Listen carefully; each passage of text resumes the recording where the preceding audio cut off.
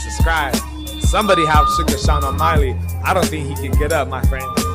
Guys, he's slipping, he's falling, and he can't get up. October,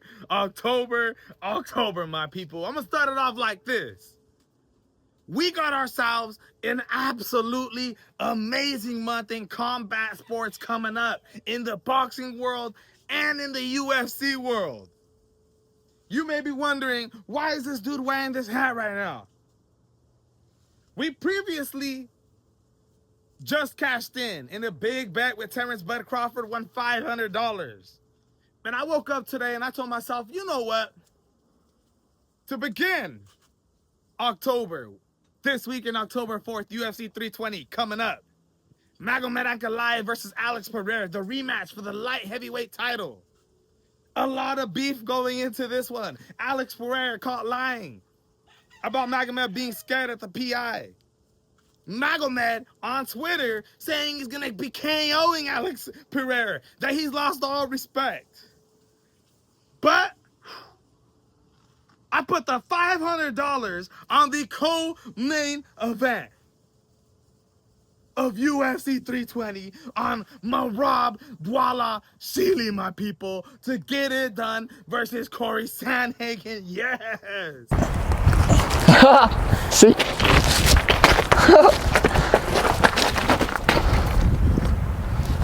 That's about the size of Merab, huh? Yeah, I mean, not really. That's what else do you dare me to do? I don't. Dare me to take a whole lap around this entire lake? To me, the way I look at this is like putting money in the bank for 1 week.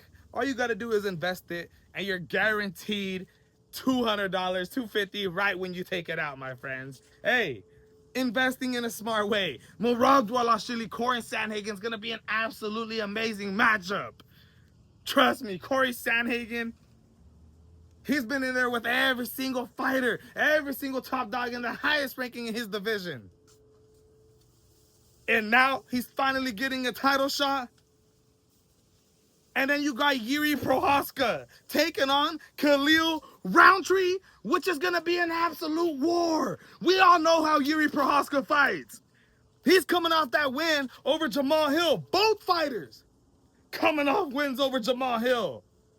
Of course, Yuri's back in January in the beginning of this year. But what a win!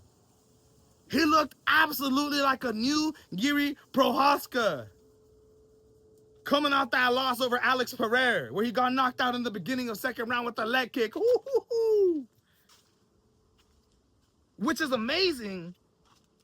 Jiri Prochazka, the winners out of this fight could be in line to fight the winners out of the main event. You just had Carlos Solberg win this last Saturday versus Dominic Reyes. So many fighters at the top. But I can't wait for that. I love Jiri Prochazka's style. His last fight versus Jamal Hill, fighting in the orthodox position. Then every single time he threw that right hand, he brought that right foot in front of him with him, switched to the southpaw. If you guys didn't see, he did that for all 3 knockdowns against Jamal Hill. He switched southpaw at the last second and went straight left hook. Boom! Such a talented switch stance fighter, my friends. You guys think Terrence Bud Crawford is a great switch stancer? Hey, Jiri Prochazka is the real deal. And Khalil Roundtree, man, what a story with this guy. Right? I cannot wait to see this card coming up this Saturday, my friends. And the rest of October is absolutely ridiculous. Right after this week, you got Charles the Bronx Oliveira, who's fighting at UFC Rio de Janeiro against late step-in Mateus Gamrot, who was talking the most crap, saying, you scared of me, you ducking me, posting it on Twitter. Hey, you say that you're the lion with the most finishes in UFC history, on the ground, the most submission finishes in UFC history, but you don't want to go against a grappler?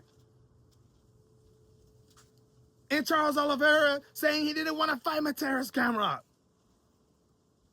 because of the matchup. Stylistically, he wasn't training for a wrestler. He was training for Rafael Fiziev, an absolutely amazing striker.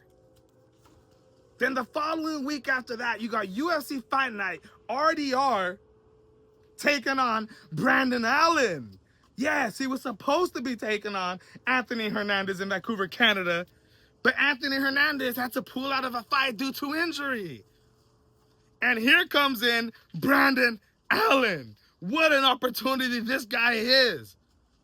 With everybody chasing that golden end, Hamza Chimaev.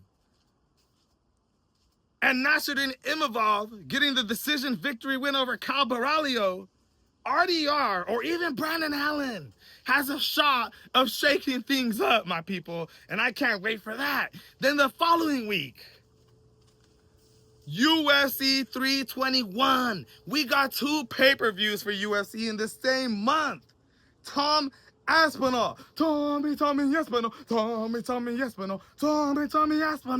going up against Sorrel Gain. Yes. Infinite title shot, Sorrel Gain. Will he get it this time? Against Tom Aspinall, who was waiting years for John Jones, but never showed up. And now we must move on in the heavyweight division, a division where it was respected at one time, but now in the UFC, it is unrespected. Things are about to start get cooking in the UFC for October, my people. But what about for boxing? Dude, you got Arslan Makhmudov, who's going to be taking on David Allen. Right, October 11th. Along with Jerome Boots Ennis, who's making his 154-pound division, former unified welterweight champion, against Osumu Lima, my friends. We've been waiting for this. Boots Ennis vacated his bouts and is done with the 147-pound division. Here he comes in the 154-pound division, which is ridiculously stacked. The most stackedest division in boxing. Right? You got Sebastian Fundora versus Keith one-time Thurman.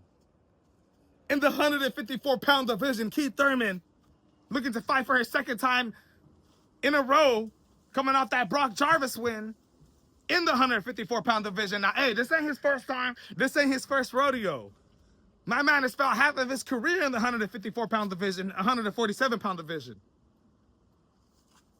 And he's going up against the tallest champion in boxing, Sebastian Fundora, at 154 pounds, 6'5.5", the towering Inferno Harvard Law School student who gets into absolute wars. That's what I love about this kid.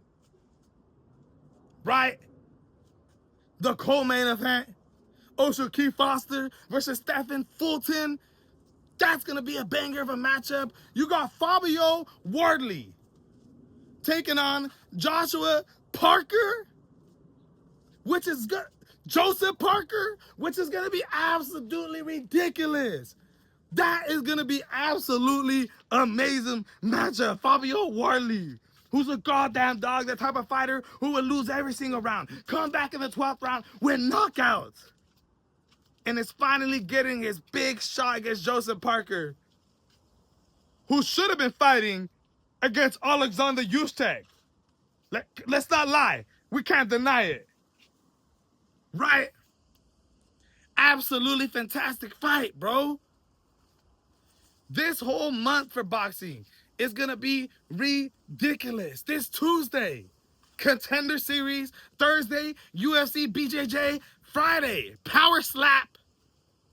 And what about BKFC? Jeremy Stevens versus Mike Perry this Saturday. Yo! So many fights in October. I'm telling you right now, this may be the #1 month for combat sports.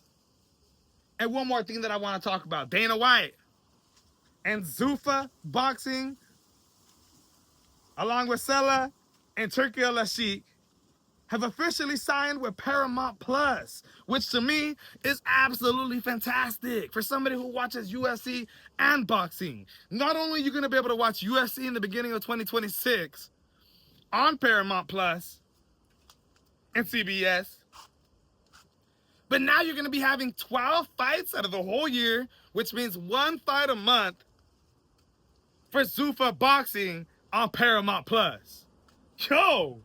That sounds like a good deal to me. Now, I know there's a lot of controversy that a lot of people have been talking about when it comes to the Muhammad Ali Act. You know, Dana White came out today in an interview with CBS and was talking about he's not here to change the Muhammad Ali Act. But if you want to be signed to Zuffa Boxing, you must be prepared to not be going under the Muhammad Ali Act. So you have a choice to make. You could either box for the WBC, WBO, other sanctioning bodies, right? And still be under the Muhammad Ali Act. But if you want to be signed to Zuffa Boxing and get paid off their paid structure, just like how they do in the UFC,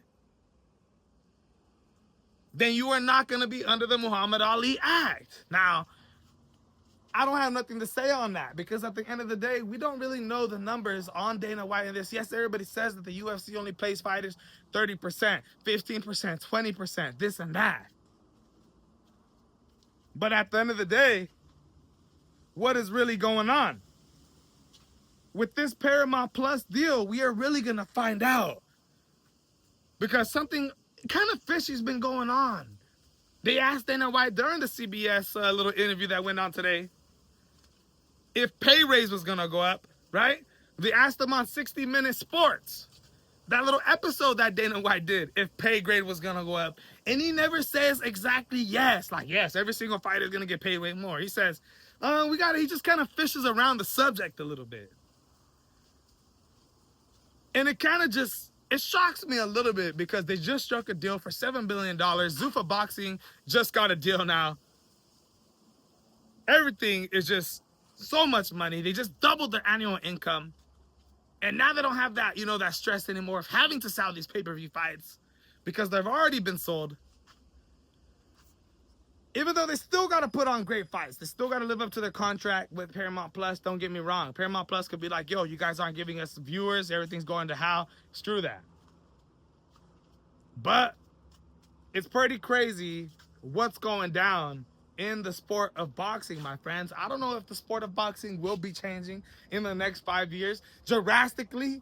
If, some of the best world champions are going to be making decisions. And what if one of them goes to Zuffa Boxing?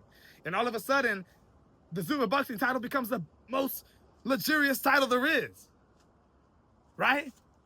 Every single hardcore boxing fan, every single analyst, every single lover of the sport will be going against it. But for somebody like me who watches both sports and needs to save money, it's a great deal. At the end of the day, I just hope the fighters get paid, my friends. That's what matters most because they're putting their lives on the line. But we'll see how things play out.